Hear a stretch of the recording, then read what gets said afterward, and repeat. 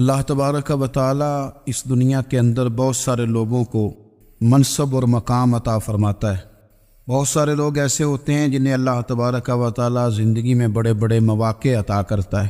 وہ چاہیں تو اس موقع سے اپنے ذاتی مفادات حاصل کریں اور چاہیں تو ان اچھے مواقع کو ملت کی، مذہب کی، قوم کی خدمت کے لیے وقف کر دیں۔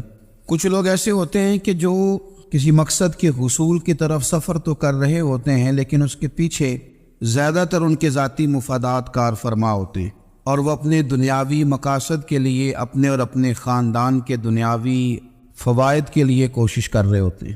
ایسے لوگ بھی محدود رہ جاتے ہیں، ان کی سوچ بھی محدود رہ جاتی ہے اور کئی دفعہ کچھ تھوڑی دیر کے لیے ان کے نام ابھرتے ہیں اور پھر ہمیشہ کے لیے دب جاتے ہیں۔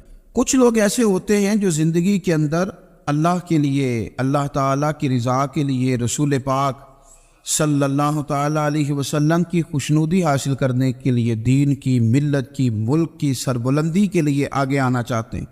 میرا رب کریم قرآن مجید سورہ حج میں ارشاد فرماتا ہے کہ الذین ان مکناہم فی الارض، کچھ لوگ ایسے ہیں کہ اگر ہم انہیں زمین میں اقتدار دیں، زمین میں اگر ہم انہیں قابو دیں تو وہ کیا کریں گے؟ اقاموا الصلاۃ و آتوا الزکوٰۃ، وہ نماز قائم کریں گے، زکوٰۃ ادا کریں گے، وامروا بالمعروف، نیکی کا حکم دیں گے، ونہوا عن المنکر، اور لوگوں کو بری باتوں سے منع کریں گے۔ وہ دینی، فکری، اصلاحی انقلاب برپا کر دیں گے، نماز کو عام کریں گے، زکوٰۃ کو عام کریں گے، بھلائی کا حکم دیں گے اور برائی سے منع کریں گے۔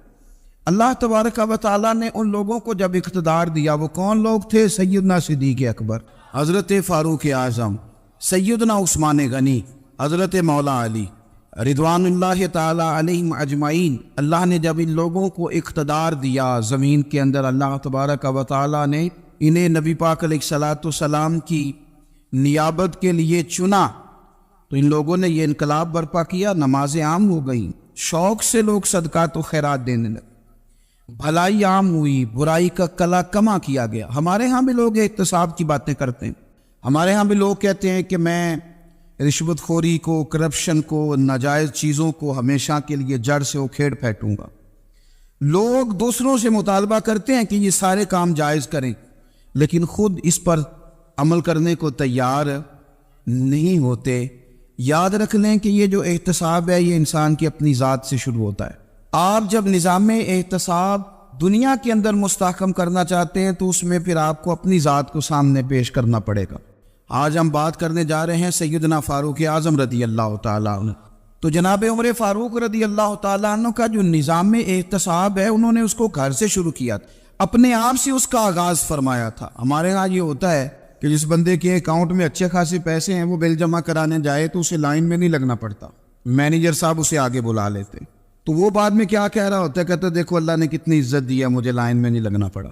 بھائی لائن میں لگنا تو آپ کا یہ تھا کہ آپ سمجھتے ہیں کہ سارے مسلمان ہیں، مومنین ہیں، برابر ہیں، تو میں کسی کو تکلیف میں مبتلا نہ کروں۔ جب آپ آگے چلے گئے تھے تو آپ نے بہت سارے لوگوں کا حق مارا تھا، وہ لائن میں جو لگے ہوئے تھے ان کا وقت لمبا ہو گیا تھا۔ آپ نے تو اپنے آپ کو احتساب کے لیے پیش ہی نہیں کیا، بلکہ آپ نے کہہ دیا کہ جناب میرا تو رتبہ اعلیٰ ہے، لہذا یہ میرا حق بنتا تھا، مجھے تو استحکام ملنا چاہیے تھا۔ یہاں بہت سارے لوگوں نے اپنے حق میں چیزوں کو اور رنگ میں پیش کیا۔ سیدنا فاروق اعظم رضی اللہ تعالیٰ عنہ نے اس نظام احتساب کو اپنے گھر سے شروع فرمایا۔ حضرت عمر فاروق رضی اللہ تعالیٰ عنہ اپنے بچوں سے فرمایا کرتے تھے کہ جب میں حکم لوگوں کو کروں گا نا، اپنی رعایا کو، مسلمانوں کو میں کوئی حکم دوں گا تو تمہیں پہلے اس پر عمل کرنا پڑے گا۔ آپ فرمایا کرتے تھے یاد رکھنا لوگ تمہیں اس طرح دیکھیں گے، لوگ اس طرح تمہیں دیکھیں گے جس طرح گوشت کھانے والا پرندہ گوشت کو دیکھا کرتا ہے۔ چیل گوشت کھاتی ہے تو کیا کبھی اس کو پیغام بھیجنا پڑا ہے کہ تو آجا یہاں گائے مر گئی ہے، بھینس مر گئی ہے؟ خود بخود اس کی نظر ہوتی ہے، وہ پہنچ جاتی۔ جناب عمر فرمانے لگے میرے گھر والوں، میرے بیٹوں، میری بیٹیوں، میری اہلیہ، لوگ تمہیں اس طرح دیکھیں گے جس طرح گوشت کھانے والے پرندے دیکھتے ہیں، لہذا میں جب کسی کو عمل کروں تو پہلے تمہیں اس پر عمل کرنا پڑے گا جب میں کسی کو حکم دوں۔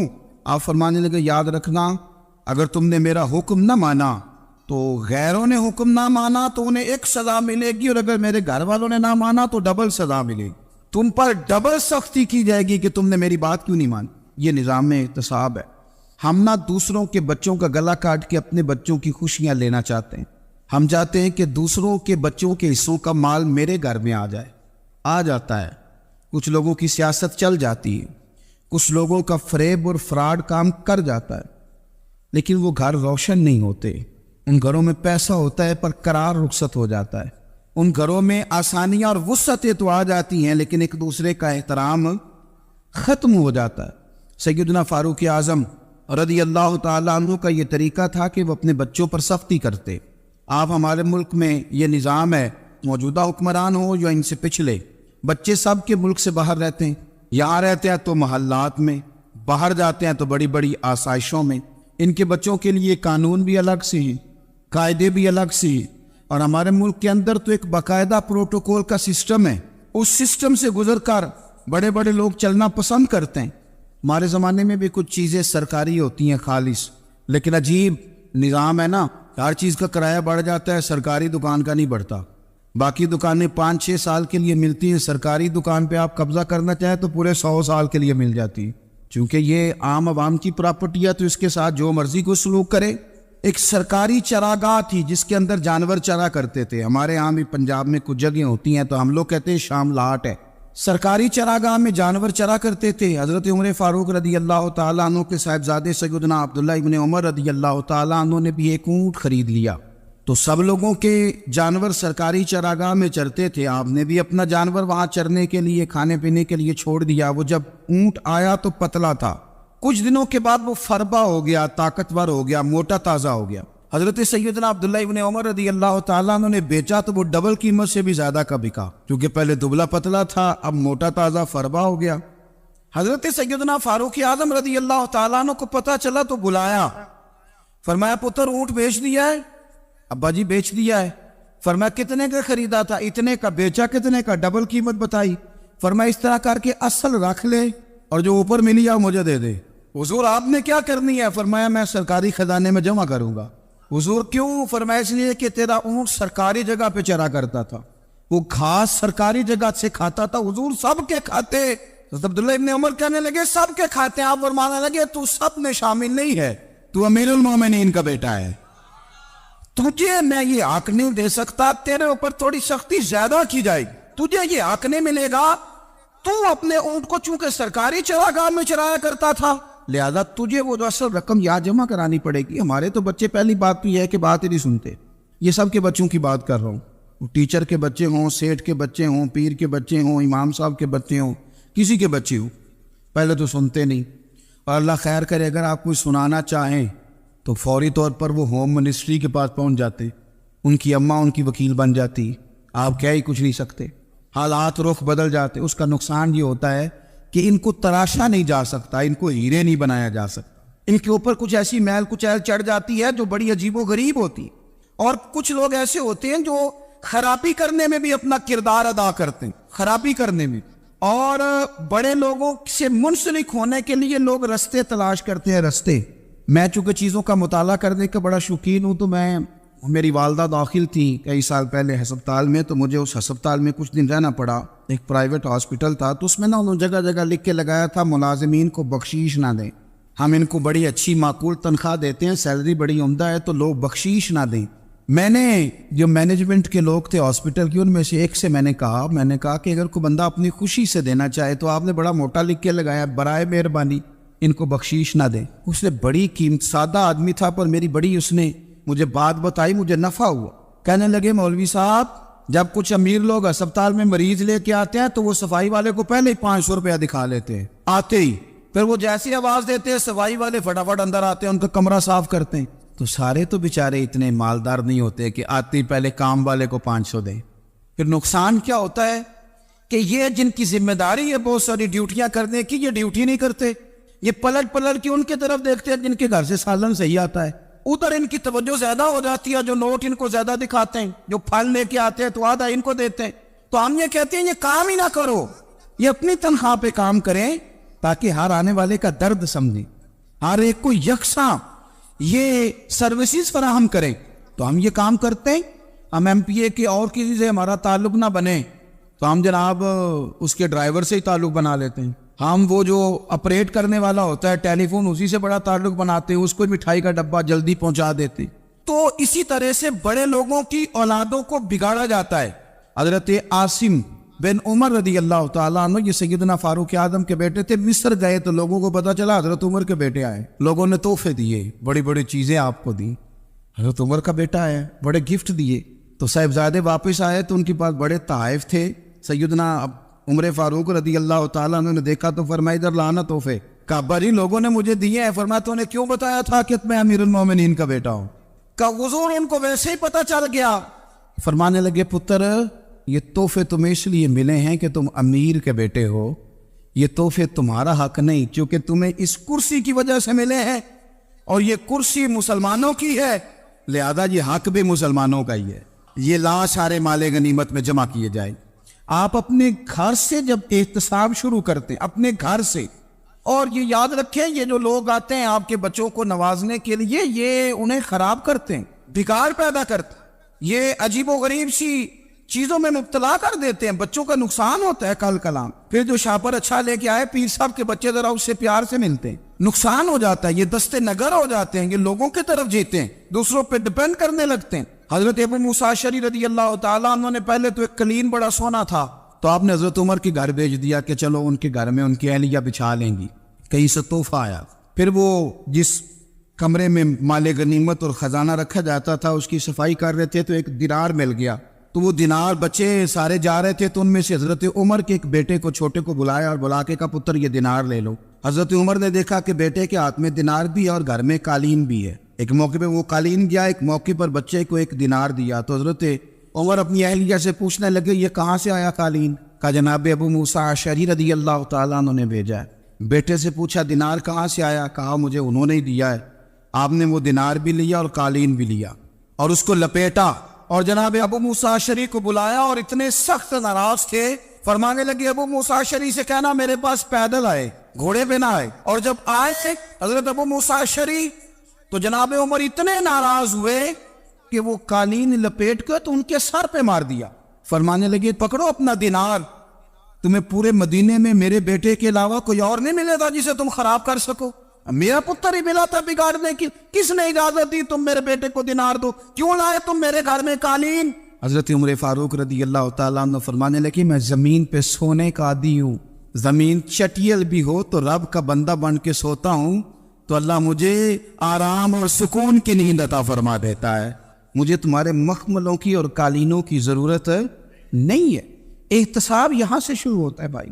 یا ہم نہ اپنے گھر میں بیٹھ کے مایوس باتیں کرتے ہیں, اور فلانے کے بچے کہاں پہنچ گئے, فلانے کے بعد بڑا پیسہ آ گیا, میں کچے مکان میں رہوں, میں یہ کروں, دیکھو مجھے نہیں سہولی. یہ تو آپ مایوسی والی باتیں کر رہے ہیں, یہ تو آپ کمزور باتیں کر رہے ہیں. یہ تو اس طرح کی باتیں تو ہارے ہوئے لوگ کرتے ہیں. اس طرح کا لب و لہجہ تو ان لوگوں کا ہوتا ہے جو احساس کمتری کا شکار ہوتے ہیں.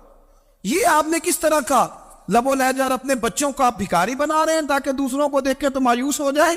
اٹھ باندھ کمر کیوں ڈرتا ہے, پھر دیکھو خدا کیا کرتا ہے. آپ کا جو احساس ہے وہ اتنا خوبصورت ہو, آپ کے لہجے کے اندر اس قدر ٹھہراؤ ہو, آپ کو اطمینان آ چکا ہو, اور آپ کے بچے کبھی بھی کمپیریزن نہ کریں اپنا کسی کے ساتھ, کبھی بھی انہیں کرنے نہ دیں. آپ وہ کبھی یہ بات نہ کریں کہ فلانے زیادہ اچھا کھاتے پیتے ہیں تو ہم کدھر ہے, کرنے نہ دیں.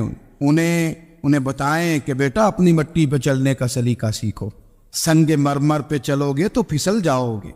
ان کو بتائیں کہ جو تمہارے پاس ہے یہ خدا کا عطیہ ہے, اسی پر تم نے قناعت کرنی کبھی بھی. حضرت زید بن حارثہ سے نبی پاک صلی اللہ علیہ وسلم کو بڑا پیار تھا. پھر ان کے بیٹے حضور کے غلام زادے حضرت اسامہ بن زید کے ساتھ بھی حضور بڑا پیار کرتے. لیکن یہ تو مسلمہ حقیقت ہے نا کہ عظمت اور شان تو سیدنا فاروق اعظم کی زیادہ ہے. امت کا اتفاق ہے کہ نبیوں کے بعد سب سے بڑا درجہ جناب صدیق اکبر کا, اور پھر اللہ نے مقام عطا کیا حضرت فاروق اعظم کو. یہ بڑے لوگ تھے. ایک دفعہ مال تقسیم ہو رہا تھا تو حضرت عمر رضی اللہ تعالیٰ عنہ نے حضرت اسامہ بن زید کو 4000 دینار دیے اور اپنے بیٹے عبداللہ ابن عمر کو 3000 دینار دیے.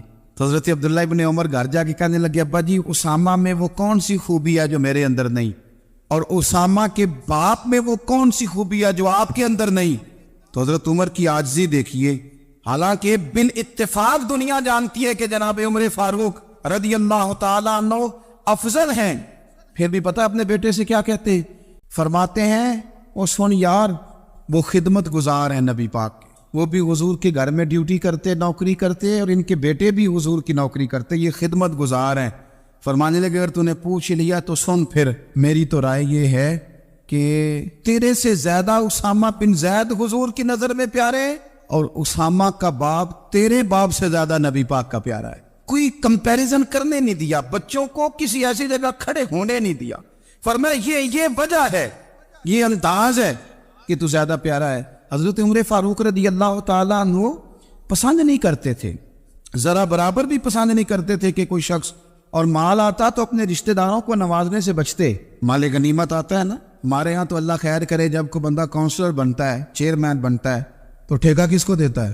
کوئی چلو بھتیجا مل جائے، کوئی بانجا مل جائے، کوئی چھوٹا بھائی، اسے بھی کام مل جاتا ہے ساتھ۔ نوازنے پہ لوگ آتے ہیں تو وہ تلاش کرتے ہیں کہ کہاں کو میرا ہے، وہ ٹینڈر ہی ان کے نام کے پاس ہوتے ہیں جن کی طرف ذرا نظر کرم زیادہ ہوتی۔ حضرت عمر فاروق مال تقسیم کر رہے تھے تو بیٹی آگے کہنے لگی ابا جی رشتہ داروں کا بھی حق ہوتا ہے، آپ سب کو دیتے ہیں، آپ کے اپنے آپ کے قریب ہی نہیں آتے۔ تو حضرت عمر فاروق نے کیا لفظ کہے، کیا حقیقت ہے، کیا حسن ہے۔ فرمانے لگے پتر یہ مال تیرے باپ کا نہیں، مسلمانوں کا ہے، جب تیرے باپ کا ذاتی مال ہوگا تو اپنے رشتہ داروں کو دے گا، یہ مسلمانوں کا مال ہے، یہ اسی حساب سے تقسیم ہوگا جو عدل کا حساب ہے، جو ترازو ٹھیک ہے۔ فرمایا تو مجھے یہ مشورہ نہ دے، یہ مسلمانوں کا مال۔ یہاں سے نظام میں احتساب شروع ہوتا ہے، یہاں سے انسان آگے بڑھتا ہے، اور پھر کوئی تکلف نہیں کسی پر حضرت عمر کا، کوئی چھوٹا ہے یا بڑا ہے۔ حضرت ابو سفیان رضی اللہ تعالیٰ عنہ سردار رہ چکے ہیں مکے کے، بڑے آدمی، لیکن نظام احتساب میں کوئی چھوٹا بڑا نہیں ہوتا۔ حضرت عمر فاروق مکہ مکرمہ گئے تو لوگوں نے کہا حضور جناب ابو سفیان نے نا گلی میں پتھر رکھے اور بہت سارے لوگوں کو رستوں میں تکلیف ہو رہی ہے، تو حضرت ابو سفیان رضی اللہ تعالیٰ عنہ سے بھی لوگ کہہ دیتے تو وہ بھی اٹھا دیتے، لیکن لوگوں نے چونکہ وہ سردار تھے، بڑے تھے، تو لوگوں نے ان سے کہا نہیں۔ حضرت عمر جب آئے تو کہا تو جناب عمر نے پرواہ نہیں کی، خود آئے جناب ابو سفیان سے کہا یہ پتھر آپ نے رکھے؟ کہا حضور ہاں۔ فرمایا یہ بھی اٹھائیے، یہ بھی اٹھائیے، یہ بھی اٹھائیے۔ جب وہ اٹھا رہے تھے تو حضرت عمر کہہ رہے تھے شکر نہیں اللہ کا کہ عمر کہہ رہے ہیں اور ابو سفیان مانتے جا رہے ہیں، شکر نہیں۔ یہ نظام احتساب ہے کہ بڑا ہو یا چھوٹا ہو، اس کو یہ حق حاصل نہیں ہے کہ مسلمانوں کو وہ کسی تکلیف میں کسی بھی صورت میں مبتلا کرے، کہیں بھی کسی جگہ بھی، اس کو یہ والی اجازت نہیں۔ حضرت سیدنا عمر فاروق رضی اللہ تعالیٰ عنہ۔ پھر ایک اور بات تھی، میں کئی دفعہ یہ بات کہتا ہوں اور مجھے ذاتی طور پر اس کا بڑا تجربہ ہے، کچھ لوگ نا خوشامد پسند ہو جاتے، بڑی عمدہ تعریف کرتے ہیں، اوئے ہوئے ہو پول باندھتے ہیں پورے، آپ کے پاس آئیں گے تو کہیں گے جناب آپ سے زیادہ اچھا بندہ ہی کوئی نہیں، تو وہ نا آپ سے کام نکلواتے ہیں۔ پھر وہ کسی دوسرے کے پاس جاتے ہیں تو اسی طرح کا رویہ وہ دوسروں کے ساتھ کرتے۔ یہ عام لوگوں میں بھی مرض ہوتا ہے، عام لوگوں میں۔ اور بادشاہ وہ بندہ اگر، پھر تو اس کا دل کرتا ہے میں اگر بادشاہ سلامت ہوں تو دو چار بندے دیہڑی پہ رکھ لوں پر میری تعریف ضرور کریں۔ پابندی ہوتی ہے، لوگ یہ کام بڑے شوق سے کرتے ہیں۔ اور شیخ سعدی فرمایا کرتے تھے لکڑی کو گھن کھا جاتی ہے اور بڑے لوگوں کو خوشامد کھا جاتی ہے خوشامد۔ حضرت عمر فاروق رضی اللہ تعالیٰ عنہ اس معاملے میں بھی بڑے مضبوط تھے۔ ویسے مجھے اور آپ کو اچھا کون لگتا ہے؟ ہماری غلطیاں بتانے والا؟ ہمارے ایسا فرمایا کرتے تھے اپنے دشمنوں کی باتوں پر بھی غور رکھو، تمہارے دشمن تمہیں نکھار دیتے ہیں، تمہارے اندر جو کوتاہیاں ہوتی ہیں وہ تمہیں پتہ چل جاتی ہیں کہ یہاں میری اصلاح ہو رہی، ان پر غور کرو وہ کیا کہتے۔ حضرت عمر فاروق کی تعریف کی ایک بندے نے، کمال تعریف کی، اس کا خیال تھا کہ رزلٹ بڑا شاندار آئے گا، بادشاہ کی تعریف ہوتی تھی تو پھر تھیلی جاتی تھی اشرفیوں کی، کمال رزلٹ آئے گا۔ تو حضرت عمر جب وہ پوری کر چکا نا بات تو فرمانے لگے تو خود بھی ہلاک ہوا اور مجھے بھی ہلاک ہی کر دیا ہے، خود بھی تباہ ہوا ہے مجھے بھی تباہ کر دیا، کس طرح کی باتیں کر رہے۔ ایک بندہ اور آیا اور اس نے آ کے کہا کہ پوری امت میں سب سے افضل ہے فاروق اعظم آپ ہی ہیں۔ حضرت عمر فاروق فرمانے لگے تجھے تیری ماں روئے، ابو بکر تجھ سے بھی افضل تھے، تیرے باپ سے بھی افضل تھے، اور صدیق اکبر مجھ سے بھی افضل ہے اور میرے باپ سے بھی افضل ہے۔ یہ تو کس طرح کی بات کر رہا ہے؟ یہاں ہر شے ہضم نہیں ہو جاتی، فوری طور پہ لوگ ڈکار بھی پورا نہیں لیتے۔ قرآن مجید نے کہا فَلَا تُزَكُّوا أَنفُسَكُمْ هُوَ أَعْلَمُ بِمَنِ اتَّقَىٰ، اپنے منہ سے نہ کہو میں پاک صاف ہوں، اللہ زیادہ بہتر جانتا ہے کہ تم میں سے پرہیزگار کون ہے۔ اپنے منہ سے تعریفیں کرتے کراتے ہو، یہ مزاج چھوڑ دے۔ حضرت عمر رضی اللہ تعالیٰ عنہ پسند نہیں کرتے۔ ایک آدمی نہ چلتا تھا وہاں تو بڑا متکبرانہ چال کے ساتھ چلتا، حضرت عمر نے دیکھا، یہاں تک احتساب فرماتے، زمین پہ زور زور سے پیر پٹکتا، چال بڑی اس کی متکبرانہ، لوگ بڑے پریشان ہوتے۔ حضرت عمر نے ایک دن سمجھایا، باز نہیں آیا، اگلے دن پہ درہ نکال لیا، لگائے 4 درے، فرمایا آج کے بعد نہ چلنا اس طرح مدینے میں پیر پٹک پٹک کے۔ اس وقت تو اسے غصہ لگا، لیکن کچھ دیر کے بعد نا جب غصہ اترا تو حضرت عمر کے پاس آیا، کہنے لگا حضور اللہ آپ کا بھلا کرے، آپ نے درے نہیں مارے، آپ نے تو شیطان بھگا دیا جو میرے ساتھ چمٹا ہوا تھا، چمٹا ہوا شیطان آپ نے مجھ سے بھگا دیا ہے۔ یاد رکھیں مسند امام احمد بن حنبل میں حدیث ہے، اللہ کے پیارے رسول صلی اللہ علیہ وسلم فرماتے ہیں جو دنیا میں متکبرانہ چال کے ساتھ چلتا ہے نا، قیامت کے دن وہ اللہ سے اس حال میں ملے گا کہ رب اس سے ناراض ہوگا۔ متکبرانہ چال سے نہیں چلیں گے۔ تو حضرت فاروق اعظم رضی اللہ تعالیٰ عنہ کا یہ طریقہ تھا کہ آپ خیال کرتے، اور پتہ کس طرح کا آپ کا مزاج تھا، فرماتے تھے تقسیم کرو، دوسروں کا بھی خیال رکھو۔ جس طرح بندہ دیوانہ وار نہیں لوگوں کا خیال رکھتا کہ بندہ بگڑے کوئی نہ، دیوانہ وار۔ کچھ لوگ تبلیغ کرتے ہیں رسمی، اور کچھ لوگ ایسے ہوتے ہیں جو لوگوں کی اصلاح میں دیوانے ہو جاتے، ان کی خواہش ہوتی ہے یہاں بھی بندہ ٹھیک ہو جائے، یہاں بھی بندہ ٹھیک ہو جائے، یہاں بھی بندہ ٹھیک۔ کچھ لوگ کڑی نگرانی کرتے ہیں کہ انسان بگڑنے نہ پائے۔ حضرت عمر فاروق رضی اللہ تعالیٰ عنہ نا گوشت والی دکان کے پیچھے جا کے بیٹھ گئے کئی دنوں تک۔ وہ کہنے لگا حضور یہاں کیا ہے؟ فرمایا تو اپنا کام کرنا۔ گوشت والی دکان پہ بیٹھے کام کر اپنا، نگرانی کرنے لگے حضرت عمر۔ پھر آپ نے نا وہ بندے پکڑ لیے، کون؟ جو 2 دن مسلسل گوشت خریدنے آئے، پکڑ کے کھڑا کر لیا، فرمایا تو کل بھی گوشت لینے آیا تھا؟ حضور ہاں۔ فرمایا آج پھر کھائے گا؟ حضور جی۔ تو آپ فرمانے لگے کیا تیرے محلے سے غربت ختم ہو گئی ہے؟ تیرے رشتہ دار سارے پیٹ بھر کے کھاتے ہیں تو 2 دن گوشت لینے آتا ہے؟ فرمایا آج کے بعد مسلسل گوشت لینے آیا تو درے سے ماروں گا، خبردار یہ کام نہ کرنا۔ یہاں تک نظام احتساب کا جب خیال رکھا جائے پھر حالات بگڑا نہیں کرتے، پھر وہ قابو میں رہا کرتے۔ حضرت عمر فاروق رضی اللہ تعالیٰ عنہ اس ترتیب کے ساتھ اصلاح کرتے، اس ترتیب کے ساتھ۔ سیدنا فاروق اعظم رضی اللہ تعالیٰ عنہ کی ایک بات آخر میں عرض کرنی ہے، وہ میں بھی اپنے اوپر لاگو کروں، آپ بھی غور کریں۔ حضرت عمر فاروق رضی اللہ تعالیٰ عنہ نے نا خط لکھا حضرت ابو موسیٰ اشعری کو۔ آپ فرمانے لگے یاد رکھنا جو گورنر، جو امیر اپنے رب کریم کی فرما برداری کرتا رہتا ہے نا، اس کی رعایا بھی اس کی فرما برداری کرتی، اور جو لوگ اپنے رب کریم کی فرما برداری چھوڑ دیتے ہیں پھر جنہوں نے ان کی فرما برداری کرنی ہوتی ہے وہ ان کی فرما برداری چھوڑ دیتے۔ آپ نے سپہ سالاروں کو خط لکھے تھے، فوج کے جو جرنیل تھے، کمانڈو تھے، ان کو خط لکھے تھے، فرمایا جو سپاہی نماز نہیں پڑھتا اسے فوج سے نکال دو، اور ساتھ لکھا تھا یاد رکھو جو رب کا وفادار نہیں وہ ہمارا کیسے ہو سکتا ہے، نکال دو ان لوگوں کو، فوج سے الگ کر دو۔ ہم آج جو بے پناہ پریشان ہیں، ہمارے بچے بات نہیں مانتے، شاگرد بات نہیں مانتے، ہم شکوے کرتے ہیں، بے ادبی بڑھ گئی۔ ادب کے ساتھ میں گزارش کروں گا بڑوں کی بارگاہوں میں، جو میری طرح کے بڑے بنے ہوئے ہیں، بزرگوں سے نہیں بات کرتا، ان سے میں کہوں گا کہ ہمیں ایک دفعہ اپنے اوپر بھی تو غور کر لینا چاہیے، کہیں ایسا تو نہیں ہے کہ ہم جب تک اللہ تعالیٰ کے فرما بردار تھے، جب تک ہم تقوی کے معیار پر تھے، ہماری بات ماننے والے ہماری بات مان رہے تھے، کہیں ایسا تو نہیں کہ ہم اس معیار سے ہل گئے ہیں تو اب جو ہمارے فرما بردار تھے وہاں سے ہل گئے۔ حضرت عمر رضی اللہ تعالیٰ عنہ فرمایا کرتے تھے کہ لوگوں کو عجب میں مبتلا نہیں ہونا چاہیے، خود پسندی کا جو ماحول ہوتا ہے اس سے لوگوں کو ہمیشہ نکلنا چاہیے۔ حضرت عمر کے ایک صاحبزادے نے کنگھی کر لی، اچھا لباس پہن لیا تو درہ مارا جناب عمر نے، تو آپ کی بیٹی کہنے لگی ابا یہ تو بالکل جائز ہے، اچھے کپڑے پہننا، اچھا لباس پہننا اور سر میں کنگھی کر لینا، اس پر درہ کیوں مار دیا؟ تو آپ فرمانے لگے بیٹا یہ خود پسندی میں مبتلا ہونے لگا تھا، یہ اپنے آپ کو بہت بھلا سمجھنے لگا تھا، اس کا خیال تھا کہ میں ہی ہوں، میرے علاوہ کوئی نہیں، یہ اس مقام پہ جا رہا تھا جہاں اس کی تربیت رک جاتی، اس لیے درہ مارا ہے۔ ایک دفعہ حکومتی معاملات کے اندر آپ کی اہلیہ نے مشورہ دینا چاہا، بڑے کام بیویاں نہیں کرتی، بڑے بڑے معاملات میں مداخلت نہیں کرتی۔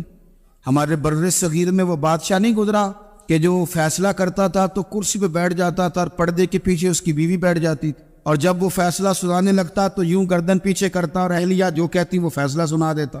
لیکن ایک دفعہ خاتون نے ایک آدمی کو حضرت عمر نے معزول کیا تو آپ کی اہلیہ نے، اس آدمی کی اہلیہ حضرت عمر کی اہلیہ سے ملی ہوگی، تو خاتون نے ذرا سفارش کرنی چاہیے، تو جناب عمر فاروق رضی اللہ تعالیٰ عنہ کے ہاتھ میں عصا تھا، ڈنڈا تھا، 2-3 دفعہ زمین پہ مارا، فرمایا تمہیں کس نے اجازت دی ہے حکومتی معاملات میں مشورہ دینے کی؟ یہ مشورہ مولا علی دیں گے یا عثمان غنی دیں گے؟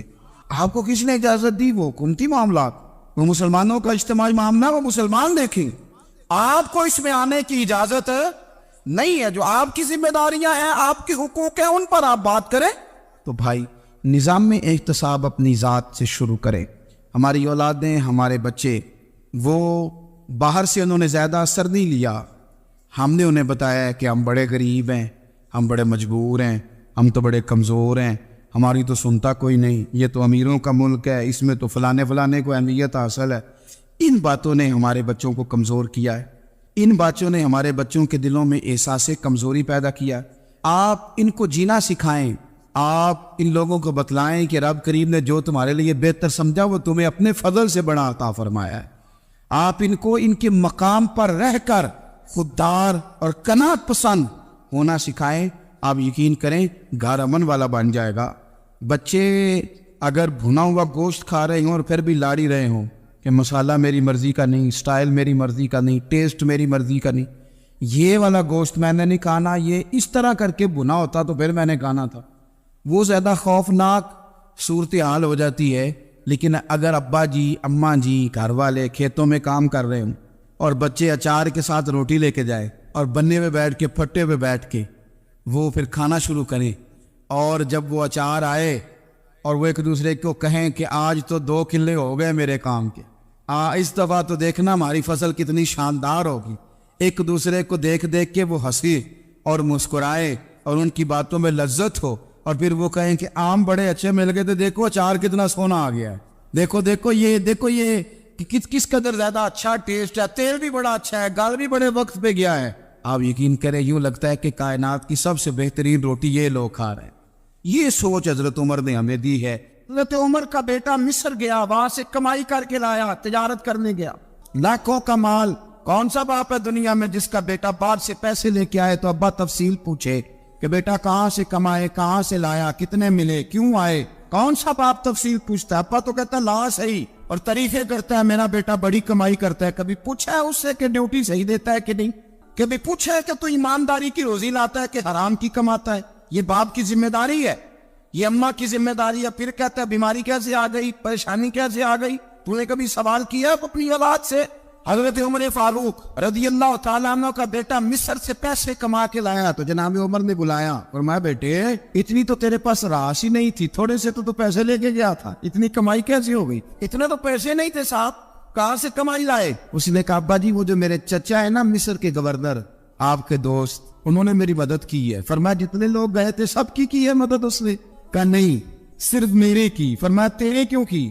کہا حضور آپ کے دوست ہے۔ فرمایا چپ کر، حضور انہوں نے مجھے اتنے پیسے دیے، میں نے کاروبار میں ڈالے تو نفع آیا تو میں ان کی رقم دے کے۔ فرمایا خاموش ہو جا، باقی جتنے لوگ گئے تھے سب کی مدد کی اس نے؟ کہا نہیں حضور صرف میری کی۔ فرمایا اس نے تیری مدد نہیں کی، اس نے خلیفہ کے بیٹے کی مدد کی، اس لیے کہ وہ خلیفہ کو اپنے حق میں نرم کر سکے۔ فرمایا آدھا مال تیرا ہے، آدھا مال غنیمت کا ہے، مال خزانہ کا ہے، مسلمانوں کا ہے، اس لیے کہ تو جو وہاں سے مال کما کے لایا ہے وہ اپنے باپ کے خلیفہ ہونے کی وجہ سے کما کے لایا ہے، لہذا رکھ ادھر۔ یا کہتے ہیں کدھر سے آیا، کیسے آیا، کون سا حساب دے، کیا کرے؟ او بھائی حضرت عمر رضی اللہ تعالیٰ عنہ کا اپنی اولاد کے بارے میں یہ رنگ ہے۔ ایک جنگ سے نا خوشبو آئی، خوشبو بڑی مہنگی ہوتی تھی، عرب میں خوشبو آج بھی بڑی مہنگی ہے، وہ زیادہ استعمال کرتے۔ میری باتوں کی سمجھ آ رہی ہے میرے بھائی میں؟ بڑی مہنگی خوشبو تھی۔ جب وہ خوشبو آئی تو حضرت عمر نے کہا، گھر میں پہلے پہنچی حضرت عمر کے، چونکہ زیادہ عورتیں استعمال کرتی تھی گھر کے اندر خوشبو، مرد بھی لگاتے تھے۔ حضرت عمر نے اپنی بیوی سے کہا، آپ کی زوجہ تو تھی وہ بڑی خوشبو کو پسند کرتی۔ حضرت عمر نے اپنی زوجہ سے کہا کہ خوشبو لاؤ، میں نے ایک عورت کی ڈیوٹی لگائی ہے، وہ خوشبو تول کے نا تو حصہ برابر صحابہ میں بانٹ دے گی۔ تو آپ کی زوجہ کہنے لگی کسی بی بی کی ڈیوٹی لگانے کی کیا ضرورت تھی، میں جو موجود تھی میں بانٹ دیتی ہوں تول کے حصہ برابر۔ آپ نے فرمایا نہیں تو رہنے دے، فلانے بی بی بانٹے گی۔ حضور میں نے بھی بانٹنی ہے، میرے پہ کچھ حق ہے؟ آپ نے فرمایا نہیں، تو تفصیل نہ پوچھ، تو خوشبو دے دے، کوئی اور بانٹے گی۔ خاتون خانہ تھی نا، کہنے لگی نہیں مجھے بھی آج آپ کو بتانا ہی پڑے گا کہ کوئی جو بانٹ سکتی ہے تو میں کیوں نہیں بانٹ سکتی؟ زوجہ کہتی عمر نے بات کی تو میری چیخیں نکل گئیں۔ حضرت عمر فرمانے لگے جب تو خوشبو بانٹے گی نا تیرے ہاتھوں کو بھی لگے گی، تیرے دوپٹوں کو بھی لگ جائے گی۔ اگر رب کریم نے مجھ سے سوال پوچھا کہ عمر خوشبو تو مسلمانوں کی تھی، تیری بیوی کے دوپٹے کو کیوں لگ گئی، تو میں اللہ کے حضور کیا جواب دوں گا؟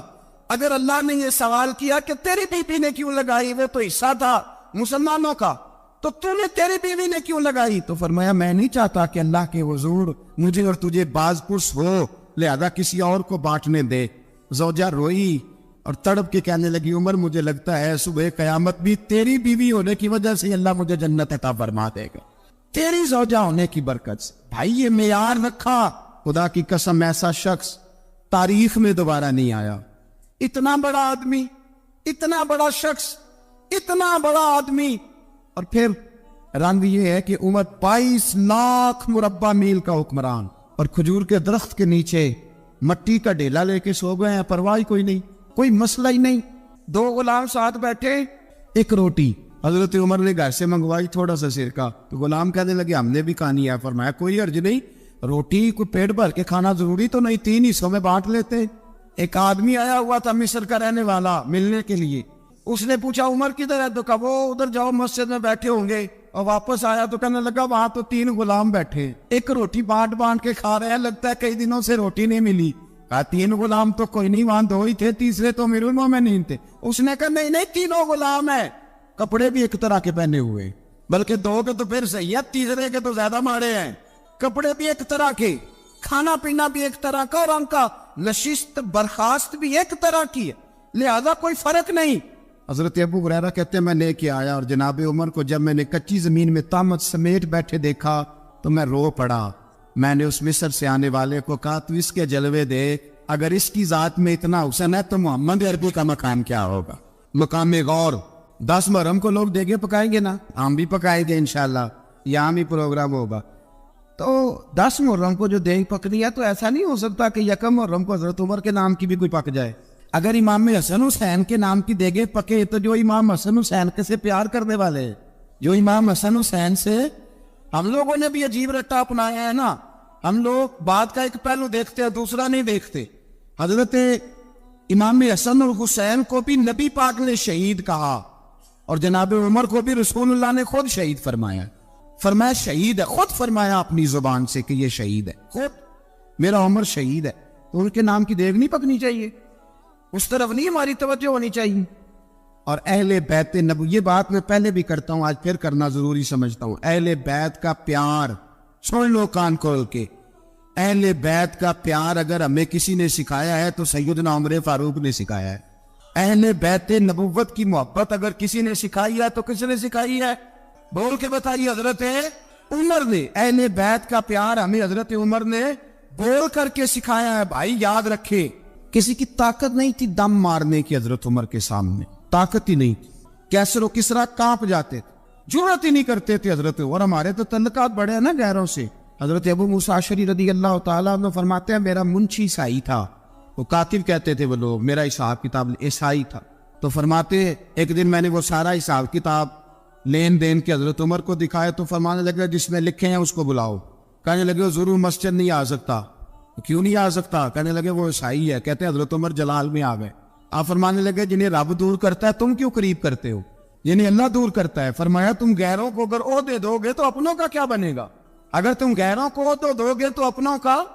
ہم نے غیروں کو عہدے دیے تو دیکھا نا اپنے کس طرح کاٹے جا رہے ہیں۔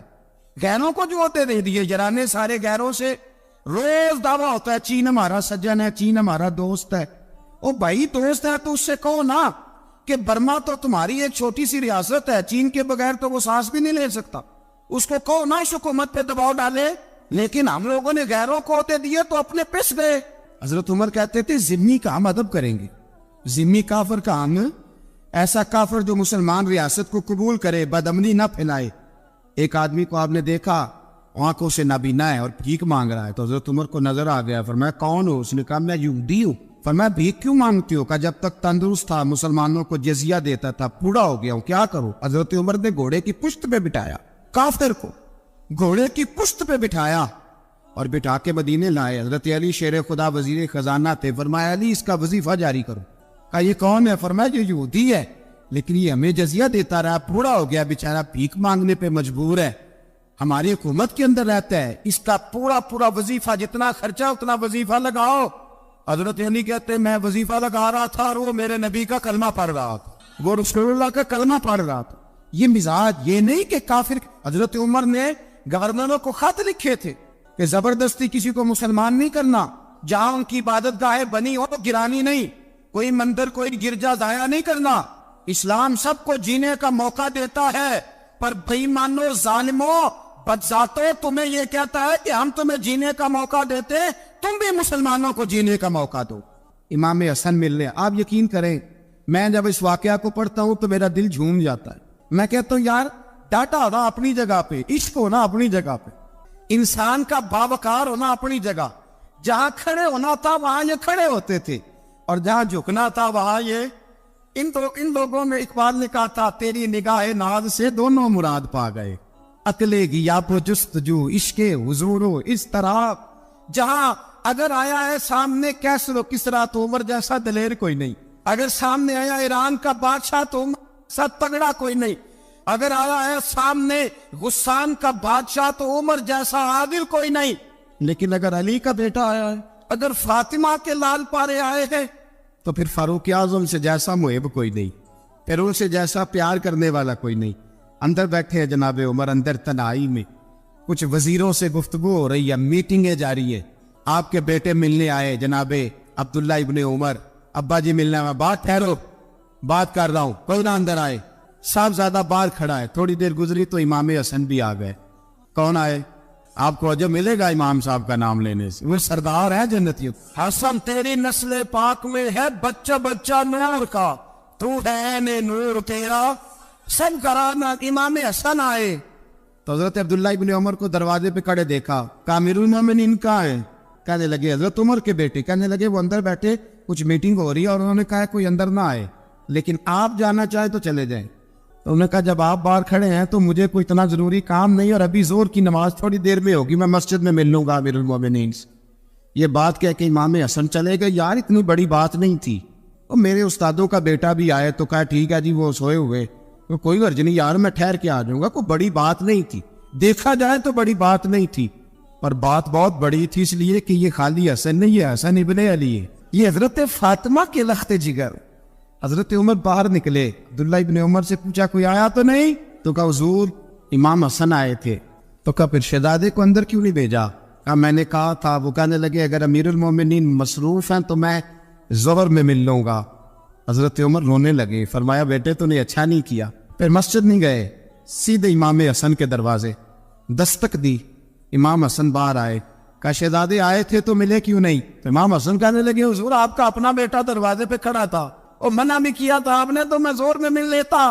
حضرت امام حسن فرماتے جوش جذبات میں جناب عمر نے سر سے پگڑی اتار دی. جوش جذبات کہنے لگے حسن میرے بیٹے کا اور آپ کا کیا مقابلہ؟ کیا اس کی ماں کا نام فاطمہ الزہرا ہے؟ کیا اس کی نانی کا نام خدیجہ کبریٰ ہے؟ کیا اس کے نانے کا نام محمد مصطفیٰ ہے؟ آپ کا اور اس کا کیا مقابلہ؟ پھر رو پڑے اور کہنے لگے بیٹے میں مکے کے صحراؤں میں اونٹ چرایا کرتا تھا, یہ جو میرے سر پر عزت کے بال ہیں یہ تیرے نانے کے اگائے ہوئے. میں مکے کے خبردار شہزادے خبردار. او بھائی اہل بیت نبوت کے ادب کا رنگ اگر سکھایا ہے تو سیدنا عمر نے سکھایا ہے. حضرت عمر فاروق اتھارٹی ہے, اسلام کی اتھارٹی. یکم محرم حضرت عمر کی شہادت ہے. یہودی بول اٹھا, کافر بول اٹھا. اگر 6 مہینے عمر دنیا میں اور رہتے تو دنیا میں کوئی کافر موجود نہ ہوتا. 6 مہینے. اور جب اس بطل جلیل کا جنازہ اٹھا, اللہ بخاری پڑھیے نا, اللہ مرزقنا شہادت فی سبیلک, اللہ بسترے کی موت نہ دینا, شہادت کی دینا. عمر شہید ہوئے, مسجد نبوی میں نماز پڑھاتے, اور جب جنازہ اٹھا تو مدینے کا پھر پیچھے جو دلیر بچے وہ مولا علی تھے. جناب عمر کا جنازہ اٹھا تو سب سے پہلی آئے جو نکلی وہ حضرت علی کی زبان سے نکلی, اور حضرت ساری داڑھی افسوس سے بھر گئی. لوگوں نے کہا کہ علی کیا ہوا؟ فرمانے لگے تم دیکھ نہیں رہے جنازہ کس کا اٹھا ہے؟ پلٹ کے دیکھو تو صحیح، پتہ نہیں یہ کون گیا ہے؟ کہ حضور کیا ہوا؟ آپ فرمانے لگے عمر اس طرح کے کام کر کے گیا ہے، اب ان کے رستوں پہ کون چلے گا؟ کون اس کے جگر راہ وفا میں نقش ایسے چھوڑ آیا ہوں، میں جس منزل سے گزرا ہوں وہ اب تک یاد کرتی ہے۔ حضرت علی حضرت عمر کے جنازے پہ کھڑے ہو کے کہتے ہیں اللہ مجھے اس طرح کے عمل کرنے کی توفیق دے جس طرح کے عمر کر کے گیا۔ میرے بھائی قتل عزیز، قتل حریت، حضرت عمر رضی اللہ تعالیٰ عنہ جو اپنی زندگی انقلاب والی گزار کے گئے۔ عمر جب دنیا سے گئے تو 80 دینار کا قرضہ تھا، 22 لاکھ مربع میل کا حکمران، اور اپنے بیٹے سے کہنے لگے بیٹے کوشش کرنا تیرے خاندان والے مل کے میرا قرضہ اتار دے، میری قبر پہ بوجھ نہ رہے، اور اگر خاندان والے مدد نہ کریں تو میرے دوستوں سے بات کرنا، وہ مدد نہ کرے تو پھر علی سے بات کر لوں۔ ان کا پیار آپس میں اتنا، اور تو اختلاف ثابت کر رہا۔ 80 دینار کا قرضہ چھوڑ کر حضرت عمر دنیا سے گئے، اور جاتی دفعہ کہہ گئے میرے بعد میرے بچوں کو حکومت کے مشورے میں بھی شامل نہ کرنا، حکومت کے مشورے میں بھی میری اولاد شامل نہ ہو۔ اتنا بڑا شخص اتنا بڑا رنگ دے کے یکم محرم کو جب عمر فاروق کا وصال ہوا تو بیٹے سے کہنے لگی اماں عائشہ سے جا کے کہو میرا بھی نبی پاک کے روزے میں دفن ہونے کو دل کرتا ہے۔ ایک قبر کی جگہ ہے اماں جی نے اپنے لیے رکھی ہے، بخاری یا بخاری۔ حضرت عائشہ کے پاس صاحبزادے گئے، کہنے لگے اماں جی عمر کو زخم لگ گیا ہے، حالت بڑی پریشانی والی ہے۔ وہ کہتے ہیں اگر اماں اجازت دے۔ سید عائشہ رو پڑی، فرمانے لگی کہ اپنی قبر کی جگہ تو نہیں نہ کسی کو دیتا، پر عمر نے کمال ہی بڑا کیا، اسے کہو جاؤ گنبد خضرا میں قیامت تک جو مصطفیٰ پہ اور ابو بکر پہ سلام پڑے گا وہ تجھ پہ بھی سلام پڑھ کے جائے، جاؤ میں نے جگہ دی۔ حضرت عمر فاروق رضی اللہ تعالیٰ عنہ مدینے کی گلی سے گزر رہے ہیں، امیر المومنین ہے، مدینے کی گلی سے گزر رہے ہیں، ایک گھر کے اندر سے بچیوں کے رونے کی آواز آئی، بچیاں رو رہی ہیں، اور بچی اپنی ماں سے کیا کہتی ہے؟ کہتی اماں ابو بکر تو اب انتقال کر گئے، حضرت عمر کا پہلے دن ہے خلافت کا، اب ہمارا کیا بنے گا؟ ابو بکر تو وصال کر گئے۔ حضرت عمر فاروق رضی اللہ تعالیٰ عنہ نے رونے کی آواز سنی، دروازے پہ دستک دی، کہا بیٹو کیا بات ہے؟ تو بچیاں کہنے لگی عمر ہمارے ابا جی ہماری 10-15 بکریاں ہیں، تو ہمارے والد صاحب ان کا دودھ دھو کے بیچا کرتے تھے، گزارا ہو جاتا تھا۔ جس دن ابا جی فوت ہوئے تو اس دن سے لے کر ابو بکر صدیق روز عصر کے بعد آیا کرتے تھے، ہماری بکریوں کا دودھ دھو کے دیتے تھے، کچھ ہم پیتی تھی کچھ بیچ لیتی تھی، گزارا چلتا تھا۔ جس دن ابو بکر صدیق خلیفہ بنے تو ہم نے جا کے کہا ابو بکر اب کون دودھ دھوئے گا؟ تو سیدنا صدیق اکبر رضی اللہ تعالیٰ عنہ نے فرمایا بیٹے پہلے تو میں مرضی سے خدمت کرتا تھا، اب تو مصطفیٰ کی امت کی نوکری میری ڈیوٹی بن گئی ہے، تو میں آؤں گا۔ بچیاں رو رہی ہیں، حضرت عمر کو بتاتی ہے، کہتی ہیں ابو بکر چلے گئے ہیں تو ہم پریشان ہیں، یتیم ہیں، لاوارث ہیں، بھائی کوئی نہیں، کون آئے گا، کون دیکھ بھال کرے گا؟ حضرت عمر فاروق گھٹنوں کے مل زمین پہ بیٹھ گئے، ان چھوٹی چھوٹی بچیوں کو سینے سے لگایا، فرمانے لگے میں ابو بکر کا کیا کروں، میرے لیے رستے بڑے مشکل کر گیا ہے، میں اس کے کس بادشاہ وقت ہو کے وہ غریبوں کے گھروں میں آ کے ان کی بکریوں کا دودھ بھی دوتا تھا، امیر المومنین ہو کے یہ رنگ بھی تھا، اور میں بیٹیوں فکر نہ کرنا، جب تک عمر زندہ رہے گا عمر آتا رہے گا، یہ نوکری کرتا رہے گا۔ کوئی دن بیتے تو حضرت عمر فاروق کو یاد آیا مدینے میں ایک بوڑھی اماں بھی رہتی ہے جس کا کوئی گھر کا کام کرنے والا نہیں، اور جس بی بی کا کوئی بال بچہ نہیں، اور آنکھوں سے بھی وہ نابینی ہے۔ حضرت ابو بکر صدیق رات کے سناٹے میں جایا کرتے تھے، اس کے گھر میں جھاڑو دیتے تھے، یہ بادشاہ ہے، اس کی فقیری کا رنگ دیکھو، اس کو کنویں سے پانی بھر کے لا کے دیتے تھے، اور یہ لفظ آپ سنیں گے تو حیران ہو جائیں گے۔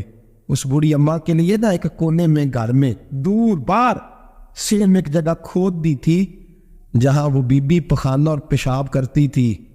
امیر المومنین حضرت ابو بکر صدیق رات کو جاتے تھے اور اس کا وہ پخانہ وہاں سے اٹھا کے باہر پھینک کے آیا کرتے تھے۔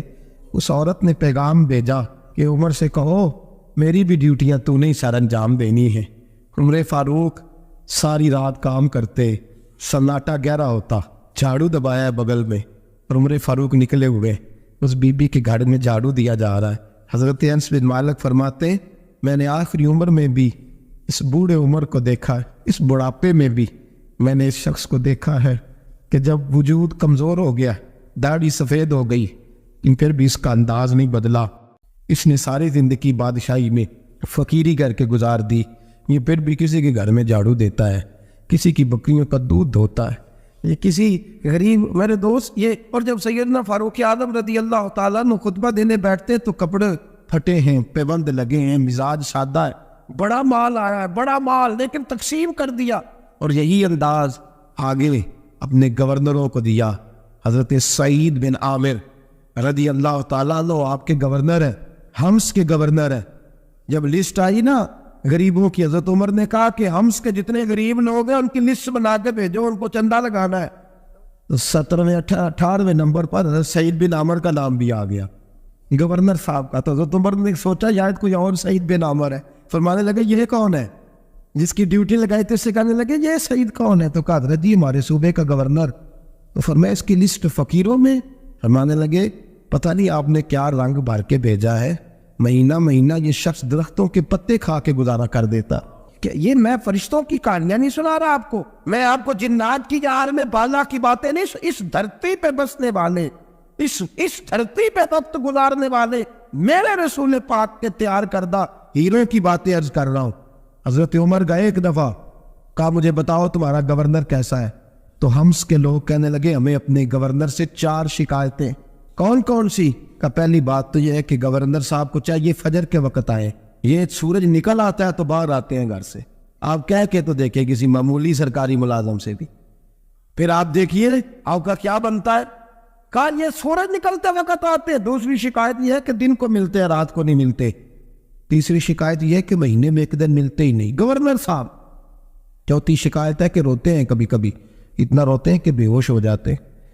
حضرت فاروق اعظم نے کھڑا کر لیا، فرمایا سعید تیری شکایات آئینہ کا حضور حکم۔ فرمایا سنا ہے، پہلے تو فجر کے وقت آ جاتا تھا لوگوں کے مسائل سننے، اب تو سورج نکلتے وقت آتا ہے۔ کہا حضور بیوی بیمار ہو گئی ہے اور گھر میں نوکر تو ہے کوئی نہیں، تو میں سویرے اٹھتا ہوں تو پہلے ناشتہ بناتا ہوں، بچوں کو کھلاتا ہوں۔ اس عورت نے 35 سال میرے ساتھ وفا کی ہے، اب چارپائی پہ ہے تو میں اس کے منہ میں لقمے ڈالتا ہوں۔ کہا اسے کھانا کھلا کے جب وہ دعا دیتی ہے تو پھر نکلتا ہوں۔ تو کہا سنا ہے تو ہفتے میں ایک دن ملتا ہی نہیں، مہینے میں۔ کہنے لگی حضرت جی جب مدینے سے آیا تھا تو ایک کرتا اور ایک تامد ساتھ لایا تھا، مجھے آج 2.5 سال ہو گئے ہیں، میں نیا لباس نہیں خرید پایا۔ میں نے عرض کی میں اس دھرتی میں بسنے والے لوگوں کی داستان سنا رہا ہوں۔ کہا میں اپنی تامد دھو کر خشک ہونے کو ڈال دیتا ہوں، اسے آدھا دن لگ جاتا ہے، خشک ہوتی ہے تو تامد پہن کے قمیض دھو لیتا ہوں اور پھر قمیض ڈال دیتا ہوں۔ حضرت جی سارا دن بیت جاتا ہے تو باہر نہیں آ پاتا۔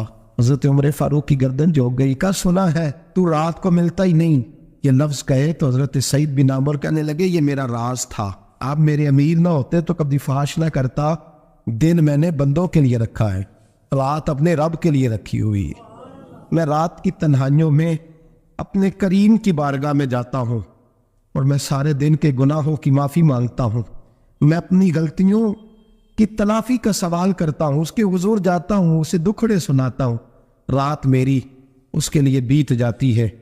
حضرت عمر کی اور گردن جھک گئی، فرمایا یہ بتا کہ تو ملتا ہی نہیں، کہ کبھی کبھی تو روتا ہے اور بے ہوش ہو جاتا ہے۔ حضرت جی 40 سال کی عمر میں کلمہ پڑھا ہے، جب 40 سال کے پچھلے گناہ یاد آتے ہیں تو کب پھر میں ضبط نہیں کر پاتا، وہ خطائیں، وہ پاپ، وہ جرم، وہ خطائیں، جب سوچتا ہوں کہ رب کھڑا کر کے پوچھے گا بتا یہ جرم کیوں کیا، تو وہ احساس مجھے پریشان کر دیتا ہے۔ حضرت جی میں پھر برداشت نہیں کر پاتا، پھر میں تڑپ اٹھتا ہوں، میری یہ کوتاہیاں ہیں، بتائیے کیا کہتے ہیں۔ حضرت فاروق اعظم نے گردن اٹھائی تو آنکھوں میں آنسو تھے، کہنے لگے یا اللہ مجھے اس جیسے کچھ اور گورنر بھی عطا فرما، یا اللہ اس جیسے کچھ اور گورنر بھی۔ عزیزو اپنا حال کیا ہے؟ ملک شام جب فتح ہوا تو حضرت سعد بن ابی وقاص رضی اللہ تعالیٰ عنہ کہتے ہیں کہ کچھ لوگ مجھے کہنے لگے کہ ہم آپ سے معاملات طے نہیں کریں گے، ہم جزیہ دیں گے، ٹیکس دیں گے، اسلامی حکومت کے زیر اثر آئیں گے، لیکن آپ سے معاملات طے نہیں کریں گے، اپنے امیر کو بلائیے۔ تو حضرت سیدنا سعد بن ابی وقاص کہتے ہیں میں نے خط لکھا، فرماتے خط لکھا، حضرت عمر کو. میں نے کہا جناب آئیے. جواب میں حضرت عمر نے خط میں جواب لکھا کہ فلاں دن فلاں تاریخ فلاں وقت میں ملک کے شام پہنچ جاؤں گا. حضرت سیدنا عمر چلے گھر سے. ایک غلام، ایک گھوڑا، ایک نیزہ. حضرت فاروق اعظم نے کچھ کھجوریں، خشک کھجوریں، کچھ سرکہ باندھ کے رکھ لیا رستے میں کھانے کو. یہ بادشاہی میں فقیری ہو رہی ہے. لاکھوں مربع میل کا حکمران ہے، کروڑوں لاکھوں روپے پاس پڑے ہوئے ہو. وہ ساری چیزیں رکھ لی اور سیدنا عمر فاروق رضی اللہ تعالیٰ عنہ چلنے لگے. اب غلام سے کہنے لگے بھئی میرا گھوڑا ذرا ماڑا ہے، کمزور ہے، طے کر لیں اتنے میل تو گھوڑے پہ بیٹھے گا، میں پیدل چلوں گا. پھر اتنے میل میں گھوڑے پہ بیٹھوں گا، تو پیدل چلے گا. ملک کے شام پہنچنے کا وقت آ گیا. جب وقت آیا تو پیدل چلنے کی سواری حضرت عمر کی تھی، ان کی باری تھی پیدل چلنے کی، اور سواری پر سوار ہونے کی باری غلام کی تھی. تو یہ لوگ رشتے کرتے ہیں نا تو کرائے کی کار لے کے چلے جاتے ہیں. بعد میں وہ پوچھتے ہیں کہ تجھے تے کار تے آئے سو. ہم اپنے آپ کو بنانے کے لیے جھوٹی انا بھی خریدنی پڑے تو خریدنے سے ہم پرہیز. ہم جو بتاتے ہیں وہ ہم ہوتے نہیں، اور جو ہوتے ہیں وہ ہم بتاتے ہیں. حضرت سیدنا عمر فاروق رضی اللہ تعالیٰ عنہ سواری پہ غلام ہے، خود پیدل ہے. اور حال کیا ہے؟ بارش ہوئی تھی تو کچھ پانی کھڑا تھا چھوٹے چھوٹے جوہڑوں میں، چھوٹے چھوٹے تالاب بنے ہوئے تھے، پانی کھڑا تھا. تو حضرت عمر فاروق رضی اللہ تعالیٰ چمڑے کے جوتے پہنے، وہ جوتے دونوں اتار کے تو بغل میں دبا لیے. حضرت سعد بن ابی وقاص فرماتے ہیں اسی بغل میں نیزہ رکھ لیا اور تامت تھوڑا اونچا کر لیا کہ پانی سے چلنا ہے، اور غلام کو گھوڑے پہ بٹھایا ہے اور گھوڑے کی لگام پکڑی ہے تو یوں پیچھے رکھی ہوئی ہے. اور حضرت سیدنا فاروق اعظم رضی اللہ تعالیٰ عنہ آ رہے ہیں. غلام کہنے لگا حضور لوگ دیکھ رہے ہیں، مہربانی کرے بیٹھ جائے. فرمانے لگے نہیں باری تیری ہے، تو ہی بیٹھے گا.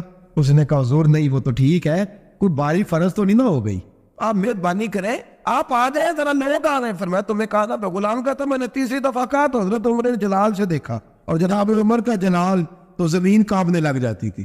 کہتے ہیں کہا حضور آپ آ جائیں. تو کہتے تجھے کہا ہے نا چپ کر کے بیٹھا رہے. کہتے ہیں میں گھوڑے پہ ہی کانپنے لگا.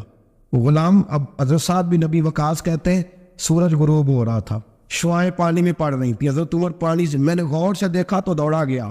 جا کے نا بچے نہیں مشورہ دیتے ابا جی کو، ابا جی اج نہیں کریدا، دور بدل گیا جی. کہتے میں دوڑا گیا اور جا کر کے حضرت سیدنا عمر فاروق کو کہا حضور مہربانی کریں، ٹھیک ہے آپ کی درویشی سے کون آگاہ نہیں، وزیر کھڑے ہیں، سفیر کھڑے ہیں، بڑے بڑے عمرا، بڑے بڑے ملکوں کے حکمران ہیں، آپ مہربانی کریں یہ تام ذرا نیچا کریں، اور جوتا پہن لیں، اگر خراب ہو گیا تو اللہ میرا بھی دے دے گا، اور مہربانی کرے ذرا غلام کو کہے نیچے آ جائے. حضرت عمر کہنے لگے تمہیں کیا تکلیف ہے؟ کہا حضرت جی وہ وزیر مشیر کھڑے ہیں، یہودی ہیں، عیسائی ہیں، نجرانی ہیں، وہ بڑے بڑے مذاہب کے بڑے بڑے ملکوں کے، آپ کا بڑا نام سنا ہے. حضرت سیدنا سعد بن ابی وقاص فرماتے ہیں میرے ساتھ اتنا ترش رویہ حضرت عمر کا پہلے کبھی نہیں ہوا. کہتے ہیں ماتھے پہ شکن آیا اور کہنے لگا تجھے تیری مار ہوئے، ان 4 لوگوں کے لیے میں اپنے نبی کا طریقہ چھوڑ دوں، ان 4 دنیا داروں کے لیے نبی پاک کا طریقہ چھوڑ دوں. فرمانے لگے سر سے پگڑی اتاری حضرت عمر نے جلال میں، فرمانے لگے میرے سر پہ جو بار ہے نا یہ مجھے کسی دنیا دار نے نہیں دیے، یہ ساری عزتیں مجھے آمنہ کے نام دے عطا فرمائی ہے، اور میں ہوں محبوب کا طریقہ ان 4 لوگوں کی خاطر چھوڑ دوں. فرمایا قرآن کہتا ہے ان اللہ یامر بالعدل والاحسان، جب میں نے خود عدل کا تقاضا یہ رکھا ہے کہ کبھی وہ بیٹھے گا کبھی میں بیٹھوں گا، باری اس کیا تو میں کیسے بیٹھ جاؤں. حضرت سعد بن ابی وقاص فرماتے ہیں اسی درویشی میں سلام اس پر کہ جس نے بادشاہی میں فقیری کی.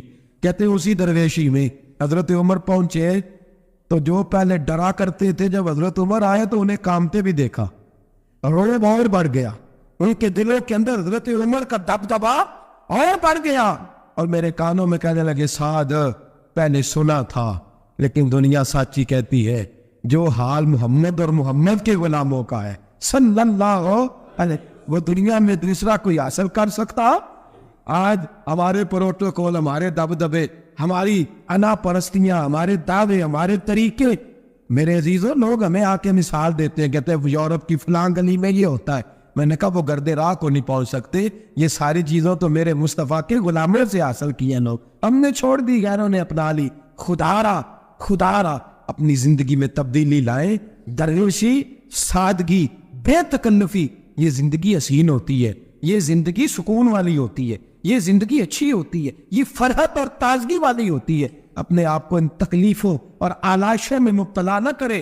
اگر اللہ مال دے، عزت دے، دولت دے، اللہ تعالیٰ نفاست عطا کرے تو پھر اپنے آپ کو سادہ کریں، آزاد کریں، کھلی ہوئی کتاب بنا کے اپنے آپ کو رکھیں۔ مجھے ایک بچہ کہنے لگا حضرت جی جب بھی آتے ہیں آپ کہیں بیٹھے مل جاتے ہیں، ہم کسی کو لا کے کہتے ہیں جناب حضرت جی بڑے مصروف ہیں اور آپ یہاں آگ تاپ رہے ہیں جلا کے، مہربانی فرمائیں۔ میں نے کہا یار 2-4 دن تو بن سور کے بیٹھنا بندے کے لیے آسان ہوتا ہے، سارا دن ملمہ سازی کر کے رکھنا اتنا آسان کام ہو تو ویسے بھی بندہ جو ہو وہ نظر آئے تو اس کے لیے زیادہ بہتر ہوتا ہے، جو ہو وہ دکھائی دے، وہ زندگی آسان ہو جاتی ہے، بہتر ہو جاتی ہے۔ اور ویسے بھی جو کھلی ہوئی کتاب ہوتی ہے اس میں لوگ مشکوک نہیں ہوتے، جو بندی ہوئی ہوتی ہے نا اس میں لوگوں کو خبر نہیں ہوتی کہ نہ جانے یہ کیا معاملہ ہے۔ میرے عزیزو، اپنے آپ کو بے تکلف بنائے۔ بے تکلف سے مراد یہ نہیں کہ جیسے بے تکلفی ہم نے ایک غلط چیز کا نام بے تکلفی رکھ دیا ہے کہ جو آدمی بات پہ ٹھٹھا کرے، بات میں مذاق کرے، وہ بے تکلف ہوتا ہے۔ یہ تو بے تکلفی اسلام اس کو پسند ہی نہیں۔ بے تکلفی سے مراد یہ ہے کہ جھوٹی انا نہیں بنائے، جھوٹے معاملات اپنے گرد نہیں اوڑے۔ اپنی اگر اللہ آپ کو بہت زیادہ مال و دولت دیتا ہے تو جتنا وہ اللہ رومی کہتے ہیں جتنا ٹہنی پہ پھل زیادہ لگتا ہے نا اتنی وہ ٹہنی جھک جاتی ہے، جو اکڑی ہوتی ہے سمجھو وہ خالی ہوتی ہے۔ اگر آپ پھلدار ہیں تو پھر آپ کو جھکے، پھر آپ کو با اخلاق ہونا چاہیے، با محبت ہونا چاہیے، پیار والا ہونا چاہیے۔ زندگی میں اس چیز کو ضرور اپنائیے۔ بڑے لوگ وہی ہوتے ہیں ان کا کردار بڑا ہوتا ہے، بڑے وہی ہوتے ہیں جن کی بات بڑی ہوتی ہے۔ کوئی باتوں سے اور پروٹوکول سے کبھی بڑا نہیں ہوتا، ہمیشہ مدحت خیر الانام میں گزرے، دعا ہے یوں اور درود و سلام میں گزرے۔ آخر دعویٰ الحمدللہ۔